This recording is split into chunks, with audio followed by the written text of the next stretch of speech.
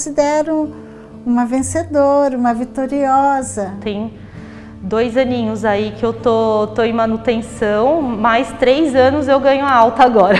Já tô quase na metade do caminho. Câncer não é sentença de morte. Estatisticamente, a maioria dos pacientes vão ficar curados. Sim, o câncer de mama tem cura. E não é uma pequena chance, não. Se o diagnóstico for rápido, é de quase 100% segundo especialistas. Mas é preciso ser vigilante com o autocuidado, com as consultas regulares ao ginecologista e com os exames de rotina. Eu fui fazer meus exames de todos os anos, né? Os exames anuais mesmo. E de repente eu descobri que estava com um nódulozinho na minha axila. Sempre que eu ia tomar banho, eu sempre tocava naquela axila e daquele nódulozinho, achava estranho, achava diferente. Mas todos os anos eu fazia exame, porque a gente tem que fazer exame de mama, né? E dava sempre grau 1, grau 2, BIRADS, né? Que eles medem, eu não sei mais ou menos. Então, mas daí não era preocupante. Daí, dessa vez, deu BIRADS 5. Aí nós ficamos preocupados. Daí a médica me indicou para ir para o mastologista, né? Aí eu já fiquei preocupada, fui procurar saber o que era isso. Teve uma época que teve uma campanha de mamografia aqui no posto de saúde. Aí eu fui lá fazer e o Dr. Flávio Salgado estava lá. E eu pedi para falar com ele, levei todas aquelas mamografias e falei para ele, se dizem que quando começa a aumentar é câncer, então esse aqui é, porque está aumentando, cada dia mais. Aí ele olhou os exames e falou para mim, a partir de agora você vai tratar em Taubaté. Aí, quando foi no fim do ano, eu fiz a biópsia. Mas afinal, o que é o câncer de mama? Câncer nada mais é do que um crescimento desorganizado, por exemplo, das células das glândulas mamárias, que resolveram crescer e ter um formato diferente. Então, o câncer é a nossa própria célula crescendo de um formato diferente e de uma maneira desordenada. Primeiro, o que leva à formação? Os fatores de riscos, eles são inúmeros, mas e muitas vezes são multifatoriais. Então, alguns a gente tem controle, outros não, tá? Lembrando que só 10%, o câncer ele é um fenômeno genético, mas não é hereditário. O que é isso? É uma alteração, mas não quer dizer que ele seja familiar. No caso de câncer de mama, somente 10% vão ter origem familiar. Então, se está todo mundo tranquilo que não tem nenhum caso da família, está na maioria. 90% vai ser o primeiro caso. Então, um fator de risco que vai determinar se ele vai ser agressivo, se ele vai vir nas mulheres mais jovens, é o fator de hereditariedade. Na minha família, eu tive minha mãe, a minha irmã, a minha tia, né, tiveram câncer de mama, então eu sou de risco para desenvolver um pouco antes, eu vou ficar mais de olho. E a outra é a terapia de reposição hormonal, que quando as mulheres entram na menopausa e fazem o uso de estrogênio. A gente sabe que a terapia de reposição hormonal tem que ser feita. Ela não é contraindicada, mas ela tem que ser feita com orientação médica por um período máximo de tempo, né? Então, parece alguns dados que até 5 anos ela é segura, a partir daí ela começa a aumentar o risco de câncer de mama.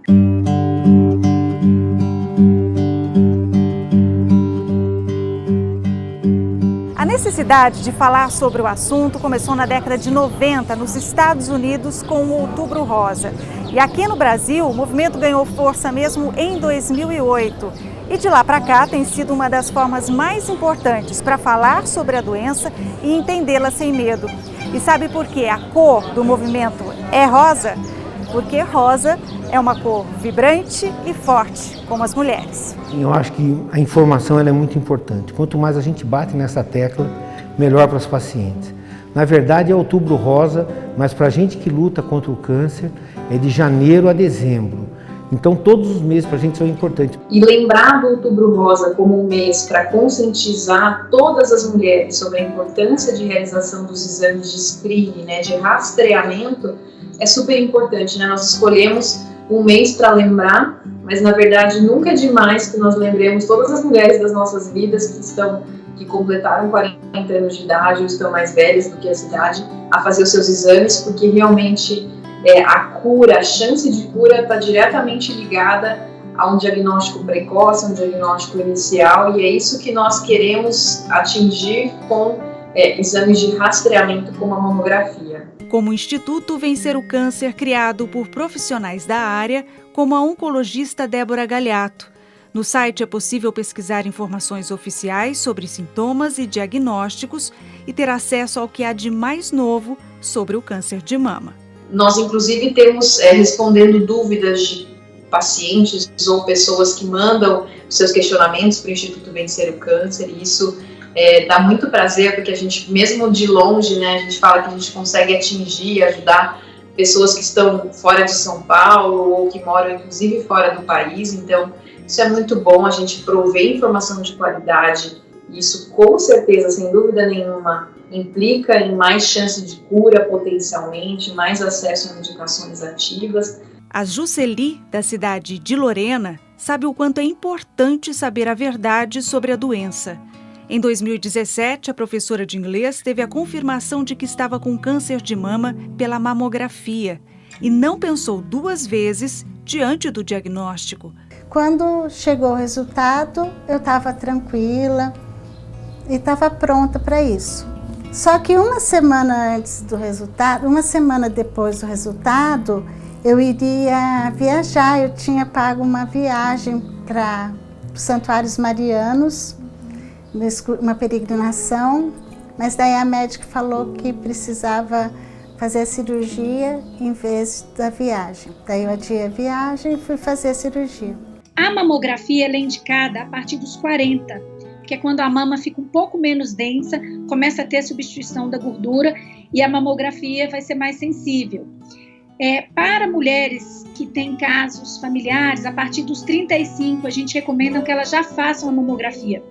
Só que a ideia é não fazer somente a mamografia, associar com o ultrassom. Então, quando for fazer, já marca no mesmo dia, que a gente fala que é ultrassom de segunda olhada. Faz a mamografia, se tiver alguma alteração na mamografia, já faz ultrassom, se possível, no mesmo serviço, para confirmar. Foram meses de tratamento depois de 2 cirurgias. Depois da cirurgia, aí comecei a fazer a químio, né? Eu fui no médico, oncologista, daí eu precisei fazer a químio, que foram 16, 4 vermelhas que eles falam, né? 4 vermelhas e o resto branca, né? Branca, E foi tudo bem. Na verdade, passei um pouco de mal. A gente passa mal, né? Quando vai lá, tal. Quando você tá lá, tá tudo bem. Quando você chega em casa no dia seguinte, passa mal. Tem um monte de medicamento que eles dão hoje em dia. Então ajuda muito, já não é tanto mais, né? Tem um monte de medicamentos. Eu passei um pouco mal, sim. Dava um pouquinho de fraqueza, mas foi tudo muito tranquilo. Entender a relação câncer, causa e idade não é fácil. Pesquisas mostram que trata-se de uma soma de diversos fatores: meio ambiente, sistema imunológico, hormônios e mutações genéticas. Mas nessa matemática incerta, o que mais pesa são os fatores externos. Eles são responsáveis por até 90% dos cânceres em homens e mulheres. E quanto maior a idade, maior é a chance de desenvolver um tipo de câncer. A aposentada Maria das Graças descobriu a doença perto dos 70 anos de idade. Foram meses entre exames e tratamento. E hoje, ela não se cansa de agradecer pela cura. Depois que eu fiz a biópsia, eu senti que aumentou. Porque eles mexem lá, né? Aí fui para a cirurgia, fiz a cirurgia. Eles tiraram um quadrante só do seio, não tiraram tudo. Aí fiquei na expectativa. Aí o médico chegou lá no meu quarto, outro médico já que tinha ajudado na cirurgia, e falou: a partir de hoje, a senhora não pode puxar um sofá, puxar carrinho de feira. O seu braço ficou meio que inutilizado, pelo menos por enquanto, porque a gente precisou tirar as glândulas debaixo do braço. porque o seu câncer é um câncer invasivo, já estava indo para a costa. A gente faz a cirurgia, faz a químio, depois da químio a gente completa com a radioterapia no local da mama. A radioterapia é para esterilizar essa mama, né? Mas ela tem um efeito também que dá um benefício de controle em outros locais pelo efeito da radioterapia que ela provoca. Tem alguns estudos mostrando que o benefício dela vai um pouquinho além. E aí, quando tem o receptor de hormônio, a gente oferece pelo menos mais 5 anos de terapia hormonal, que é anti-hormonal, na verdade. É um comprimido em que bloqueia a ação do receptor de hormônio na mama. Então, esse é o pacote completo. A cerca de 60 quilômetros da Dona Maria, vive em Taubaté a Relações Públicas Letícia Prates. As duas tiveram o mesmo câncer, mas com idades diferentes. A Letícia descobriu aos 25 anos, fora da faixa etária de risco. Foi em novembro de 2013 que eu senti uma bolinha na minha mama. Então, eu já procurei a ginecologista para fazer os exames. Tive uma dificuldade em conseguir o diagnóstico por ser muito jovem. Nem os próprios médicos acreditam que uma pessoa tão jovem pode estar doente. Eu tinha 25 anos na época. Então eu fui para a ginecologista. No meu caso, a minha bolinha doía, que é atípico, né? Normalmente o câncer a pessoa não sente dor e eu sentia dores. Então eu pedi, por favor, para ela remover essa bolinha, porque me doía muito. Durante o tratamento, o que a Letícia mais ouviu foi: com câncer e tão nova. Mas segundo os médicos, é comum sim. No Brasil, o aumento de câncer em mulheres com menos de 35 anos tem chamado a atenção e a incidência está cada vez maior. E é um fenômeno mundial que está preocupando todo mundo. O aumento da incidência de câncer de mama em mulheres jovens, com menos de 35 anos, que por si só já é um fator definidor de risco e de talvez um câncer um pouquinho mais agressivo quando ele acomete as mulheres com menos de 35 anos de idade. E em mulheres jovens, nós costumamos ver que muitas vezes pode haver uma certa... a mulher vai palpando um nódulo, às vezes o médico pode falar: você é muito jovem, não tem risco de câncer de mama. Na verdade, o câncer de mama pode ocorrer em qualquer idade.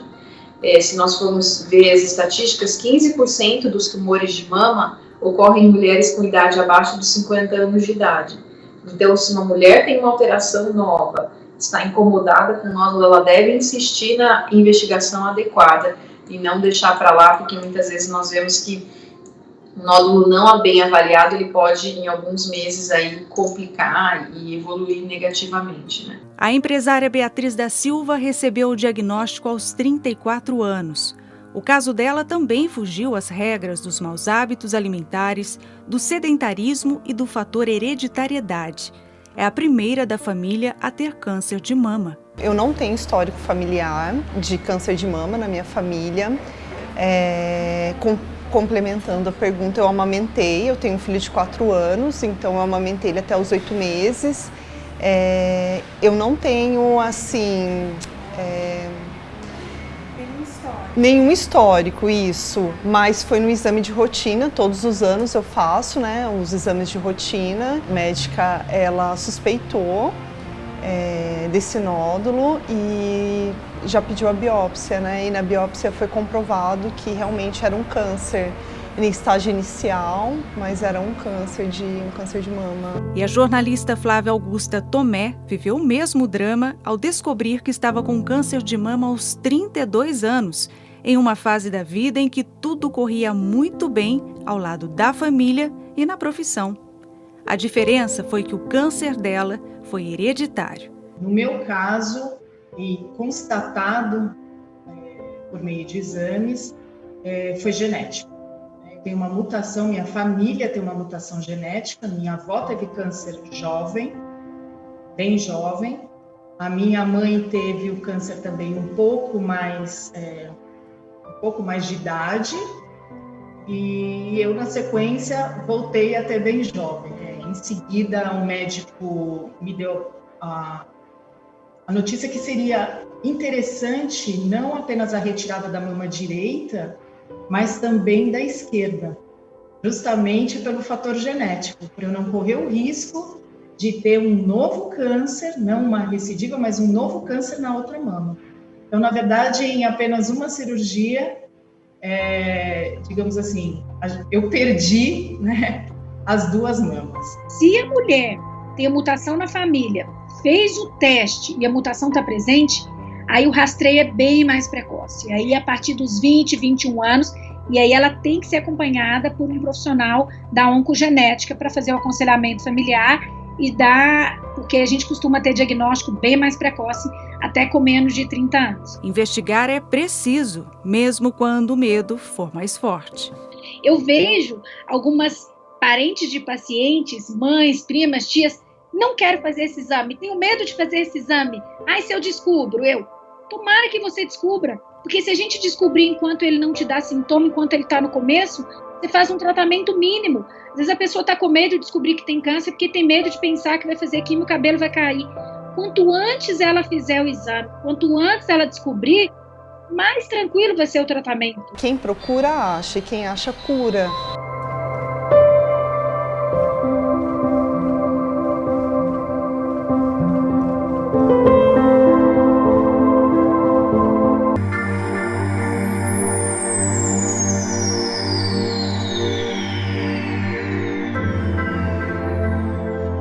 A chance de cura do câncer de mama é de quase 100% se a doença for detectada logo no começo. Mas na falta do autocuidado, vencer a doença é quase uma guerra. E ainda mais esse ano, com a pandemia do novo coronavírus, houve uma queda brusca na procura por mamografias. Com isso, a previsão para 2022 é de 66 mil novos casos de câncer de mama no Brasil. Esse ano, especialmente com a pandemia, que muitas mulheres não saíram de casa para fazer os seus exames nesse ano todo, né? A gente teve uma redução muito significativa do número de mamografias, do número de consultas com especialistas durante o ano todo.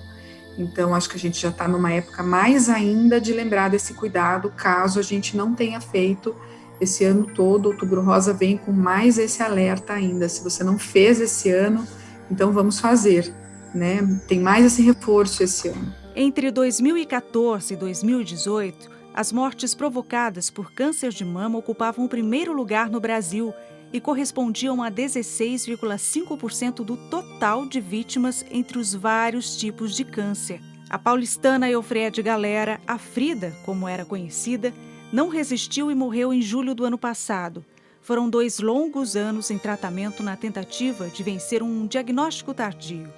Para o marido, Jadir Galera, a demora para descobrir a gravidade da doença foi a principal causa para o avanço do câncer de mama. Outubro Rosa é uma maravilha, tudo, mas na realidade, entre você ter o problema e conseguir um diagnóstico e seguir o tratamento, é muito demorado.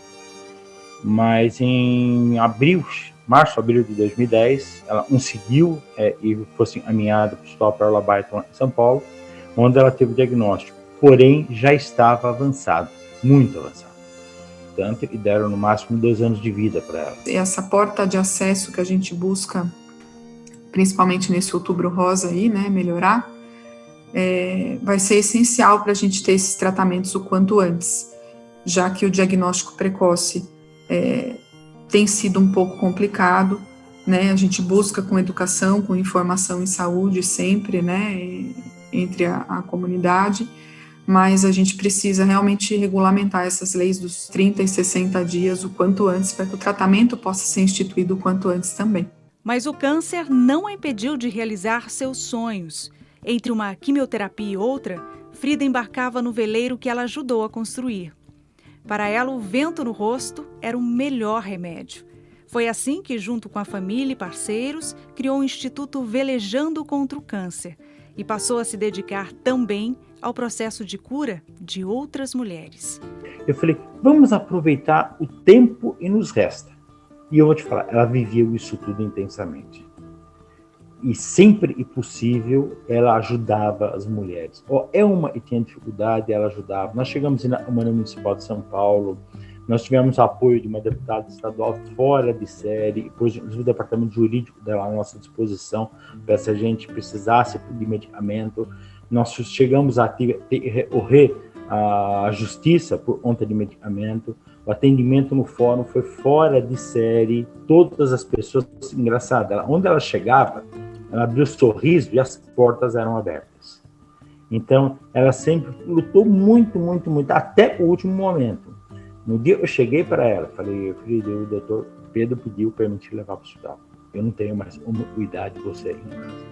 Ela olhou bem para mim e falou, então vamos. Toda mulher tem direito ao atendimento rápido e de graça. Um paciente do Sistema Único de Saúde, ele passa por um postinho periférico, né? Um PAMO, né? Ou uma UBS. Nessa UBS, muitas vezes ele entra com o clínico para daí ir no ginecologista, né? Ali dentro. E esse ginecologista, ele suspeitando, ele encaminha geralmente para uma central naquela cidade onde existe alguém na área da mama.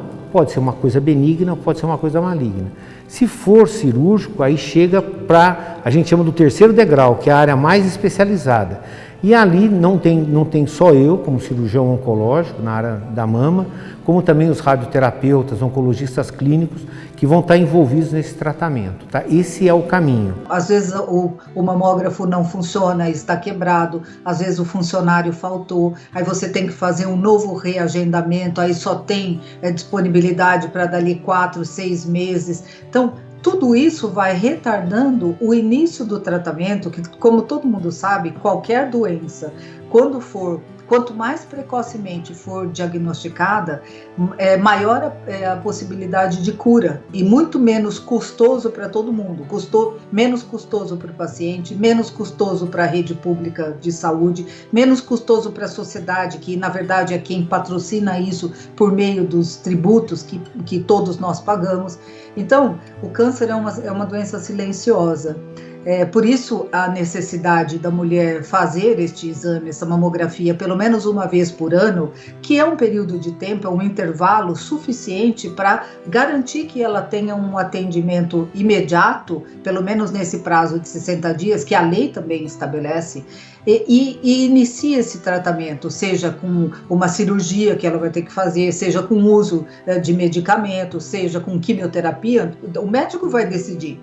Mas quanto mais cedo ela tiver acesso ao diagnóstico e ao tratamento, maior é a possibilidade de sucesso dela no combate dessa doença. O INCA, Instituto Nacional do Câncer, é o órgão parceiro do Ministério da Saúde e por isso atende pacientes pelo SUS, Sistema Único de Saúde. A mastologista representante do Instituto no Rio de Janeiro explica que a rede pública atende a todos os tipos de cânceres, com o que há de mais avançado no tratamento, e que, apesar da alta demanda, não há falhas.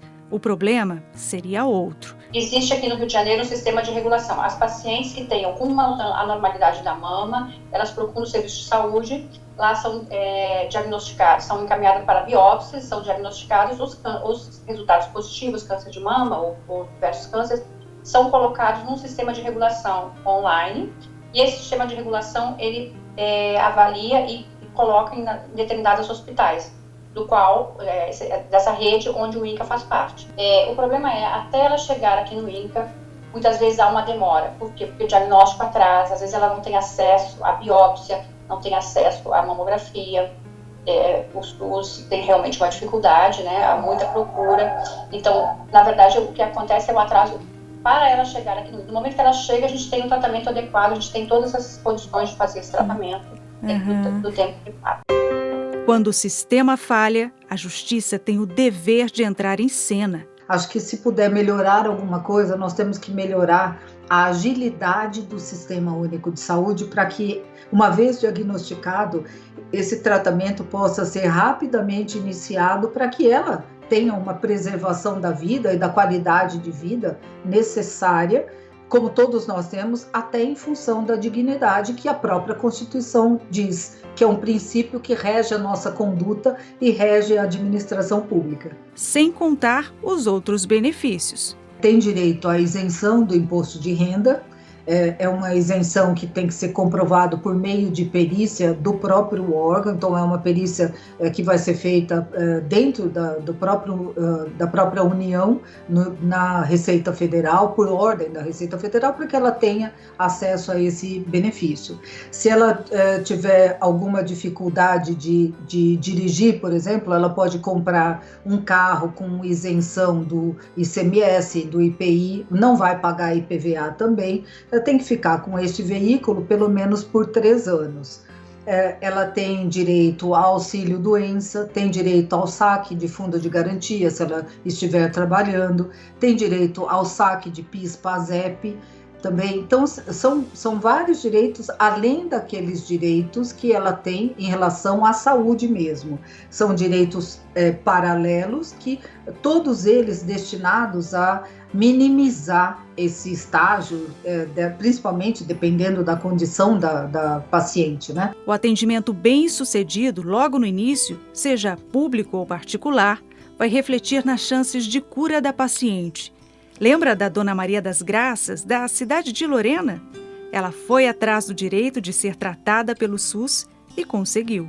São ótimos, todos eles, os médicos, enfermeiras, não tem nada de reclamar. Na verdade, ninguém quer morrer, então, assim, procure ajuda. Quando viu que tem algo diferente na sua mama, embaixo do braço, às vezes o câncer ele não vem só na mama.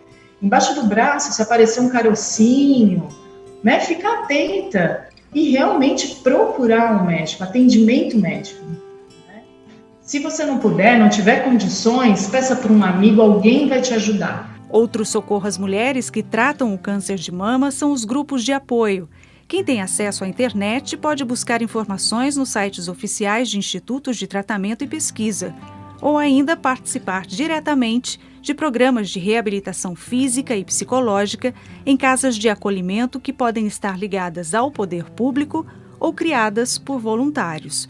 O Instituto Vencer o Câncer é uma entidade filantrópica, sem fins lucrativos, portanto, que visa ajudar o paciente na jornada, desde o diagnóstico de câncer de mama e todos os outros tipos de câncer, até educar, fomentar conhecimento, informações de qualidade, respaldadas com boa literatura científica, ajudar os pacientes a conhecer os seus direitos também, uma vez que eles têm o diagnóstico dessa doença, ajudar também no conhecimento dos direitos dos pacientes, a acesso a medicações que muitas vezes podem ter aí alguma restrição de uso, mas que já estão aprovadas, então ajudar no acesso às boas medicações, ajudar também no acesso aos exames diagnósticos, exames genéticos, que cada vez mais são importantes. Então, realmente, é um instituto que visa auxiliar o paciente com os mais diversos diagnósticos durante toda a sua jornada. O movimento Todos Juntos contra o Câncer é um grupo de pessoas da sociedade civil e de entidades não governamentais, né? Na verdade, é um movimento político que visa influenciar políticas de saúde na área da oncologia, né? E acelerar algumas medidas de promoção de saúde, principalmente relacionadas à prevenção, ao acesso ao tratamento, a cuidados paliativos de pessoas com câncer, né? Então, é uma mobilização da sociedade civil, na verdade, com o intuito de melhorar o acesso e o tratamento oncológico. Em Taubaté, no interior de São Paulo, a Casa Gesto, formada por voluntários, também é exemplo de que o atendimento humanizado completa o tratamento clínico. Apoio, atenção, carinho e partilha curam a alma do paciente. E através de doações a gente conseguiu criar esse espaço que acolhe aos pacientes, né? E que oferece um café da manhã, um sopão, oferece prótese, oferece perucas, tem bazar, tem psicólogo, tem fisioterapeuta, tem atividades lúdicas, né? de ginástica, de Tai Chi Chuan, eu não sei, é esse o nome, né? Mas tem tudo aí. Medicina integrativa, que é justamente isso, você junta todas as áreas em prol do paciente, que é a parte médica, a parte de enfermagem, a parte da saúde mental, a parte de alimentação com nutricionista. Então você cerca o paciente por todos os lados para que ele consiga ter essa alavanca, né? Que ele se sinta realmente blindado ali, respaldado para conseguir ter essa força. Outro grupo que ampara mulheres com câncer de mama na região de Taubaté é o GAPC, o Grupo de Apoio à Pessoa com Câncer. Aqui as pacientes recebem atendimento de assistente social, psicólogos e fisioterapeutas. A gente fornece o acolhimento, então aqui eles se encontram, né, acolhidos, então eles não vêem um ambiente hospitalar, eles sentem o aconchego e aqui a gente consegue dar o acolhimento também para a família. Por exemplo, na maioria dos casos, o paciente não necessariamente ele precisa de psicólogo.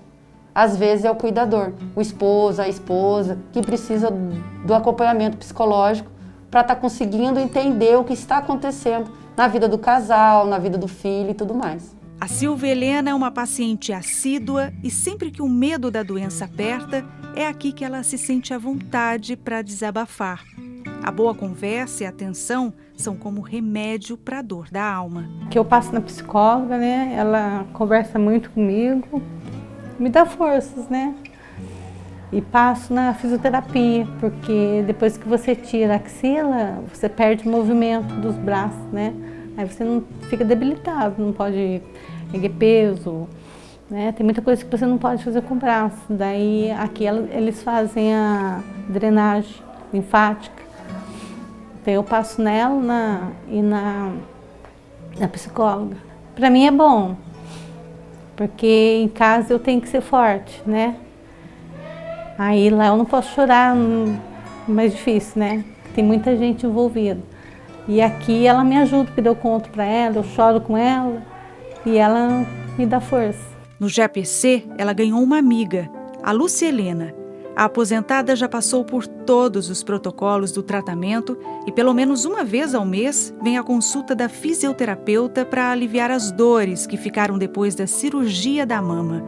Entre um alongamento e outro, tem bate-papo de sobra para matar a saudade dos amigos. Enquanto a alta não vem, ela lembra o quanto conhecer o corpo é importante. No começo, para a gente é uma barra, mas depois tudo a gente supera.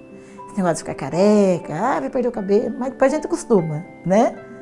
Mas dou bastante conselho. Todo mundo que conversa comigo, às vezes me pergunta, Helena, tô com isso, com aquilo. Então vai procurar o médico, não deixe, não fique enrolando não. Porque eu sei por causa de mim, né? Então já dou a dica para elas, né? Muitas já vieram perguntar para mim, sabe? Meninas novas, Helena, tô com carocinho. Vai procurar o médico, não adianta você me perguntar para mim, porque eu não vou resolver nada, quem vai resolver é os médicos, né?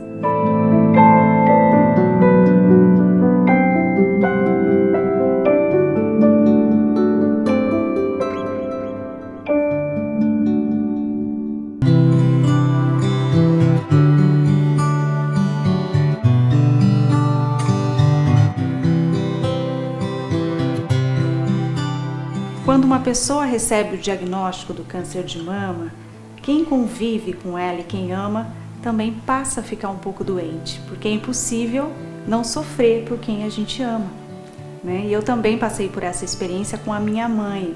Pouco mais de 10 anos, a minha mãe também recebeu um diagnóstico de câncer de mama, né, mãe? Sim. E a sua experiência hoje, com todo o tratamento concluído, né? Como que é que a senhora se sente vencendo essa batalha? Ai, eu já até acostumei, né? Porque já faz 10 anos, né? Mas tô bem, graças a Deus. Tudo passa, né? Tudo passou. Não foi lá essas coisas como eu pensava. Que quando eu recebi o diagnóstico, parecia que eu estava recebendo uma sentença de morte. Mas graças a Deus, Deus me deu muita força e eu acabei vencendo. Mas em algum momento você sentiu medo? Senti porque quando eu fui pegar os meus exames, e eu geralmente pegava o exame e abria, né? E dessa vez eu abri e estava lá, malignidade. Então, eu fiquei apavorada, mas eu pedi muito para Nossa Senhora que segurasse na minha mão, que me ajudasse a passar tudo aquilo. E graças a Deus, eu tive muito medo por conta da minha irmã, né, que a gente já tinha passado uns 2 anos com ela, né, sofrendo, ela lutando. Mas depois Deus foi tão bom que parecia que o problema não era comigo. Eu não posso falar que eu sofri com câncer, porque eu não sofri nada. Nada. Você já venceu? Já venci, graças a Deus. Eu sou muito agradecida a Deus, a Nossa Senhora por isto, porque foi assim. um milagre.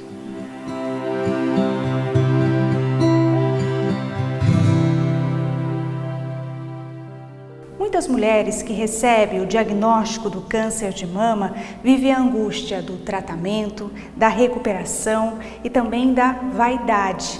Afinal, para muitas mulheres, perder parte da mama ou então até o cabelo pode significar a perda da identidade. Por isso, o atendimento a pessoas nessas condições tem que ser o mais humano possível. Quando a quimioterapia é mais forte e prolongada, é quase impossível não sentir que o corpo e o cabelo enfraquecem. Os fios caem, mas a autoestima não. A Jusceli acrescentou no guarda-roupas os lenços coloridos e abusou do novo estilo até o fim do tratamento. A Flávia também caprichou nos adereços e, por maior que fosse o medo, reconquistou a autoestima. E a Beatriz se reencontrou em todas as fases. No começo, muito difícil aceitar que os meus cabelos iam cair, né? Tanto que quando eu recebi realmente o diagnóstico pela minha oncologista, que foi a última pergunta que eu fiz, eu levei várias perguntas para ela e a última pergunta foi: os meus cabelos irão cair? Ela falou: sim, eles vão cair, mas eles vão nascer novamente. Eu fico até emocionada, porque é muito difícil para a mulher, é muito difícil, mas eu tentei encarar aos poucos. Eu também tive ajuda psicológica, isso me ajudou bastante, né? E eu sei que eles vão nascer de novo, então, isso, exatamente. E hoje, para mim, o mais importante, claro, é a minha cura, né? Você se olhar no espelho, né, de maneira diferente, né, sem os cabelos. Quando que eu teria essa oportunidade, né? Então você poder se reconhecer, né? E também se reconheceu com um cabelo novo, mesmo que por pouco tempo. Eu acho que vai ser assim, algo que vai me dar uma maior autoestima, né? De me ver realmente novamente com o cabelo, né? Eu acho que isso vai contribuir para a minha cura também, né? Porque é uma forma de eu reagir também, né? Não que tá careca seja ruim, não, é bom também, não tem problema. Mas acredito que com a prótese também vai ser algo bom, vai me dar isso, vai me levantar, isso, me resgatar, exatamente. A Casa Rosa Beleza do Bem, como é conhecida, fica em um salão de cabeleireiros em São José dos Campos, no interior de São Paulo, e é administrada pela Maria Auxiliadora Sandim, com a ajuda de voluntários. É feito numa fábrica em São Paulo. E essa fábrica, nós pagamos a fábrica com o próprio cabelo. Por exemplo, eles fabricam para nós 3 perucas por 1 quilo. Nós já atendemos umas 3.000 perucas. Só que a gente atende nível Brasil. A gente envia para as cidades que precisa, as pessoas pedem pelo correio, a gente envia. Ontem nós enviamos para Piracaia e também para o Rio Grande do Norte, onde a gente tem uma casa lá. Só que para lá a gente sempre manda volumes grandes, né, de 30, 40 perucas de uma vez. E eles também nos enviam cabelo. Assim como a Beatriz, todos os dias muitas mulheres do Vale do Paraíba e de outros cantos do Brasil emprestam perucas feitas com cabelo de verdade. É de graça e com a chance de escolher a cor e o corte. A gente já tem um banco de peruca maravilhoso, tá? Assim, de pelo menos 200 perucas. Nós temos esse painel, né? E temos também guardada. Então, no momento que ela chega, a gente conversa, a gente pede uma foto dela antes, ou ela ainda vem com o cabelo. A gente retira o cabelo dela e procura fazer o rostinho dela como ela era. A não ser que ela queira assim, não, eu quero agora daqui para frente ser loira. Também vai ser loira. Vestir pela primeira vez a prótese de cabelo é um momento mais do que especial. É um reencontro com a própria imagem.